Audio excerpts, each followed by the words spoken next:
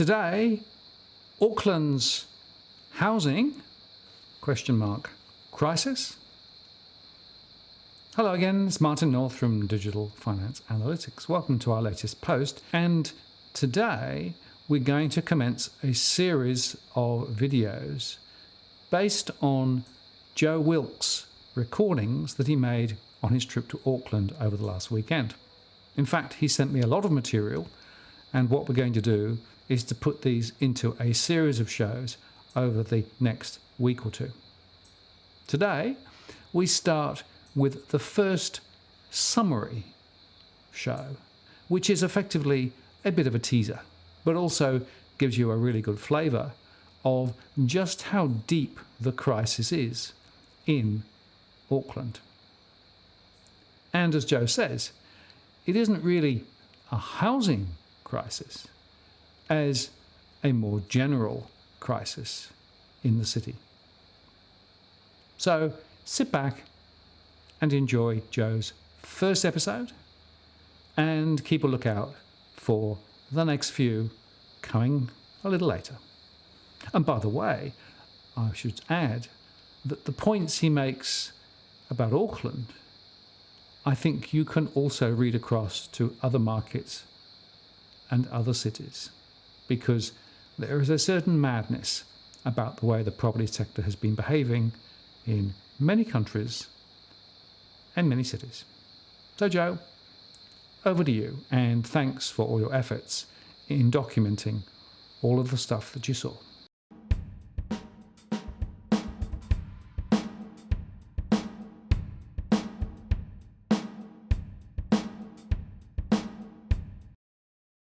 Good morning, DFA watchers. I'm on the road again this morning. I've taken a request from one of our posts for me to have a quick look at the outskirts of Cambridge on the way up to Auckland. South it was busy, but since then it's been actually quite pleasant. Good afternoon. Right, Auckland, we have arrived.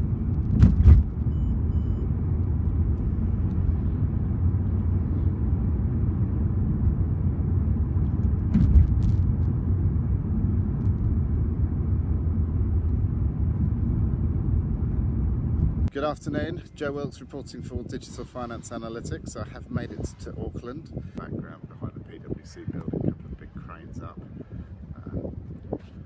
It's amazing how the banks have got all the best spots, isn't it? ANZ there, AMP there.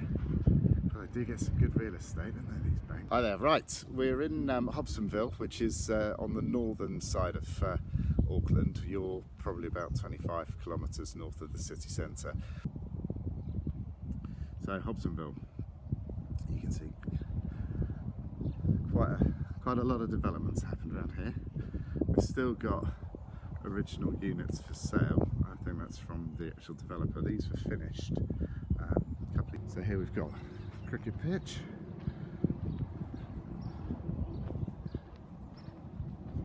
I'm just going to step over here. But over there, you can see there is an awful lot going on. Okay, I've moved over to the other side of the cricket pitch, and this is the start of this rather large-scale development. There's an awful lot going on here, and it was quite interesting that when they did film the block New Zealand, that they happened to use this area because it's obviously an area that they wanted to get some houses shifted and raise the profile of it. Quite expensive properties. Right, let's have a drive. I'm going to take a while on this, and we'll have a proper look. So this might be a reasonably sized clip because it's actually a bloody big development.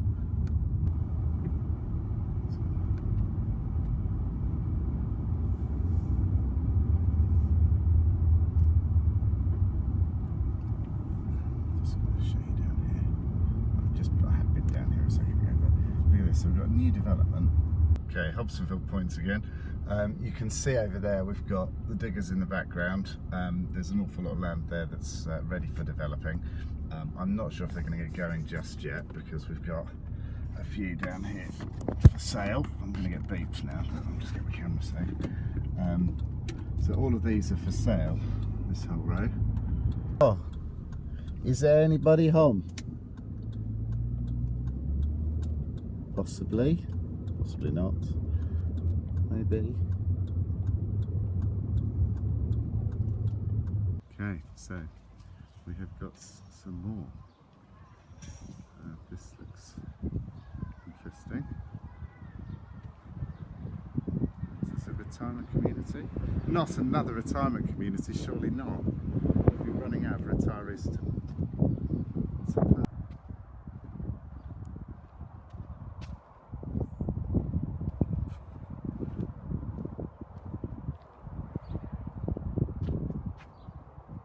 Okay. Right, we'll keep going. There's this site, it's got lots more beyond this retirement village. Okay. What's notable is that this investment has largely happened off the back of what I would describe as a ballooning of Chinese private debt. Chinese private debt escalated after the GFC to now stand at around 300% of GDP, and the banks have been creating money. People have been borrowing and using for leveraged investments, and now there's a lot of housing that's going up to cater for that leveraged investments. Now, since 2017, or sorry, 2016, there's been a lot of talk in New Zealand about the fact that we've got people working all the way down here. Excuse me. So this is another load of stuff going up. This is all Hobsonville Point still. There's been a load of talk about the Chinese actually restricting their capital flows. Now, this year we've seen a Chinese stock market that's now heavily in bear territory. They've fallen over 20% this year, their stock market. And what a lot of their stock market is, the growth in it previously was largely about leveraged investment. So people were leveraging their interests in shares and houses and companies to borrow money to buy shares. Now, my concern is that areas like this, where some of that money got spent and invested, if there is pressure back at home to repay debts, and the Chinese property market, from all intents and purposes, and it's a little bit more murky than maybe we see in Australia and New Zealand, there could be a lot of these houses that end up coming back onto the market. These are empty. Anybody want a house in Hobsonville? I have a feeling there'll be a few going cheap in 6 months' time. Just saw on that sign they're now looking at no deposit required for these houses, so you don't even need a deposit after you carry on. What are we going to build in there? Don't bother, not yet. We've got loads to sell back here first. Rent me, Crockers. And then you've got another one here that says open home, and then you've got another one here that says now open. Well, that's going right, and then this was going left. Which one will it go? This is the next little bit down. Again, these have all been constructed in the last year or two, but without much thought to the future, I don't think. So your parking's on the street. Come down here.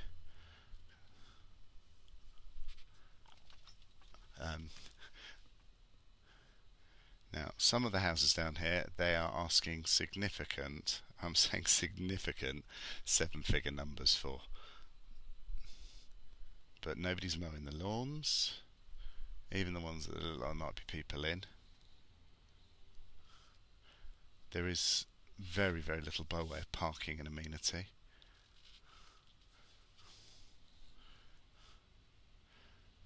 Good sign that a house isn't finished yet is when you've still got the toilet on the driveway. Actually, there isn't even a driveway.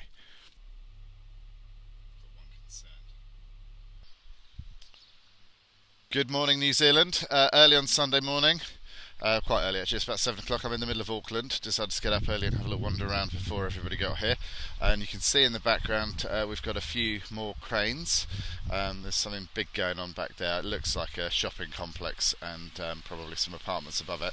Now, all around me here we have got apartments that are all not that old. There have been hundreds and hundreds of apartments built in Auckland over the last few years, and it's at the moment that these are the things that are struggling to sell at the auctions. Clearance rates have just dropped off a cliff, and many of these are getting offers that are, I suppose, back to sort of 2015 levels at the moment. So I thought we'd have a wander around Auckland City on foot, and we'll see what we can see. There's something fantastic about being in a city before everybody else is up. This is one of the main roads in, and it's quiet. Isn't this nice? We're not talking about a little bit of work, we're talking about an awful lot of work. Good, because apparently we've got a housing shortage, so we're going to need some more stuff going up. But yeah, somebody's had a night out here. Looks comfortable, doesn't it? Okay, ladies and gentlemen.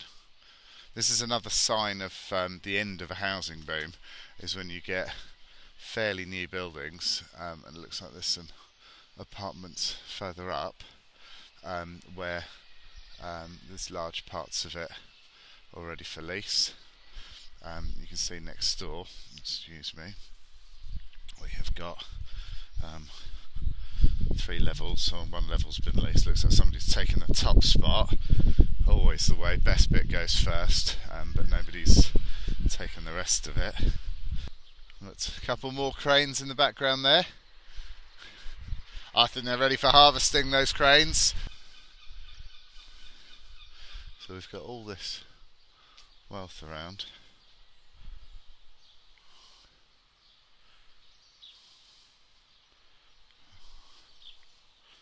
And then we have a this is what we also do in the middle of town.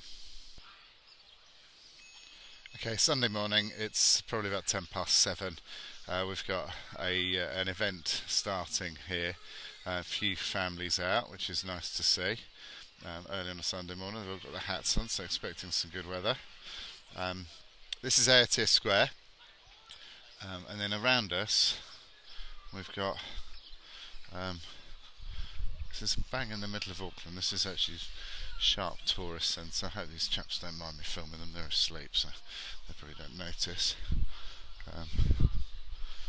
This is alternative accommodation, central New Zealand. Oh, sorry, central Auckland. The glorious Sky Tower. The not so glorious sleeping arrangements of the few.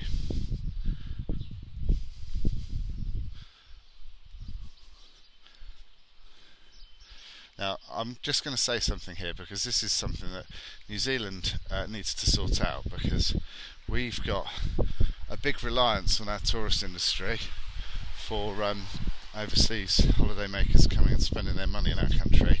And when you have that, people want to go somewhere that's nice and doesn't look like that. Good morning. So I didn't ask your name. Raymond. Raymond. Nice to meet you, Raymond. I'm Joe. Joe. Yeah. We're doing some filming for a finance channel, because we're a bit disappointed that there are people sleeping on the streets around Auckland. Yeah, well, I've been down in Christchurch. I've been down there 4 months. And I've been down there waiting for a house for 4 months, and there's more down there than up here. So I thought I had a better chance coming back up here, because I went down there trying to get a part-time job. Yeah. And get a house. I had to get a house first. It's difficult getting a house when you don't have an address. Sorry, job when you don't have an address, isn't it? I didn't have a address. I was staying in the nature or sort of thing, like, you know, you get down at 8:30 in the morning, 8 o'clock in the morning, and you're not allowed back until 8:30. So, Victoria Apartments, centre of Auckland, and you can see we've got quite a few for rent. There's 4 there, another 3 there. So it's a lot empty then. 400 per week for a 1-bedroom with open plan living. What else have we got? We've got 2-bedroom with open plan living. Doesn't say the price on that one. And a 3-bedroom.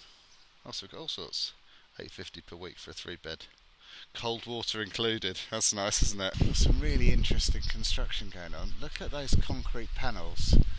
So you got. So a picture tells 1,000 words. So we've got crane, building site, lots of apartments, More stuff going on down here.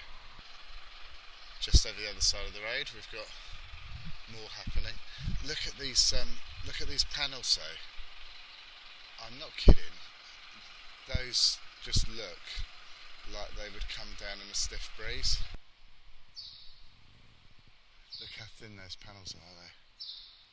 And they slot together like jigsaws. Do you know what I haven't seen for a couple of minutes? I'm starting to miss them. It's cranes.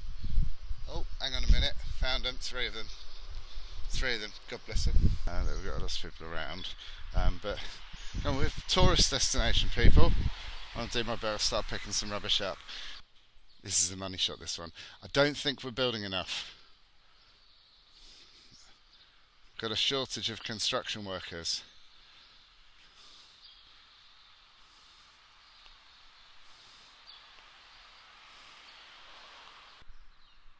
The city of sails and cranes and high-rise buildings and construction.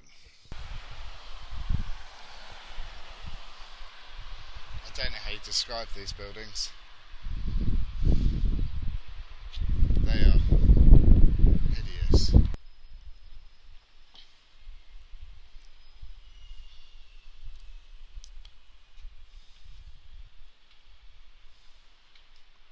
at these.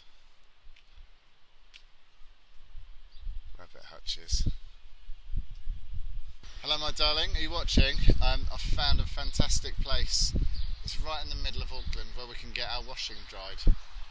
Nice sunny spot. Don't have a lot of space, but it gets the sun all day by the looks of it, so you can put your laundry out on the front and let the tourists see my underpants.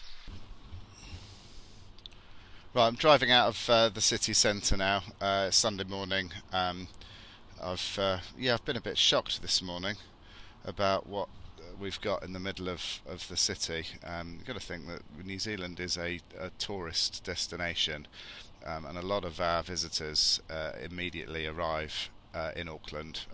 The two big international airports are Auckland and Christchurch. So you get into central Auckland and it's scruffy. There's rubbish everywhere. There's homeless people set up in various areas. I didn't see huge numbers of them, if I'm honest. I had a nice chat with Raymond. But what was quite stark was the high-rises that have been built in the middle of town, and this is something that you're creating a first impression, New Zealand, for people who come to see the country, and there's some fantastic things in this country that we want them to enjoy, want them to experience. But that also means our cities, they need to have those times when they're not traipsing around Tongariro, and they're not going to Queenstown and wandering around the lakes. What we need them to do is have good experiences in their cities. And Auckland, I'm not kidding, guys, we need a national litter pick day, because there was just shit everywhere. There's crap all over the floor. I know it's Sunday morning and Saturday night's a big night, but a lot of it had been there for a while.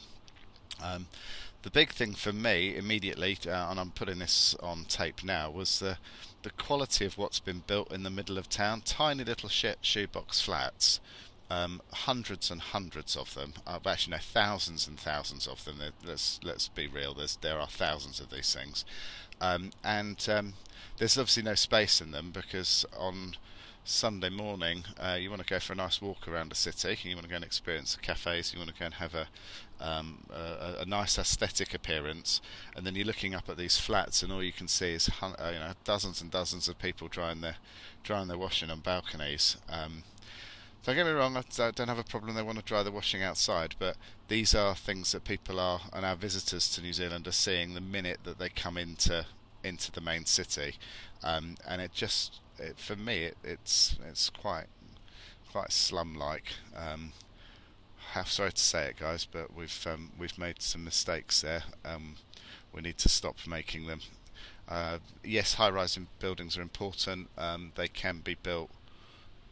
I'm not kidding. I'm 3 or 4 kilometres away from the centre of the city now, and these are better areas for you to zone high-rise sprawl.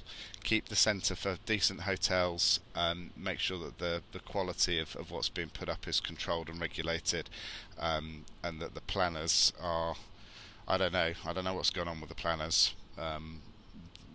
I think that there needs to be a whole overhaul of the planning system, because we're not working, and it's not going to work for 10 or 15 years from now. That central part of Auckland, it's gone downhill a lot. I mean, I come to Auckland, and I've been to New Zealand consistently for the last 20 years. I come to Auckland every time I visit. I live here now, and it's deteriorating massively.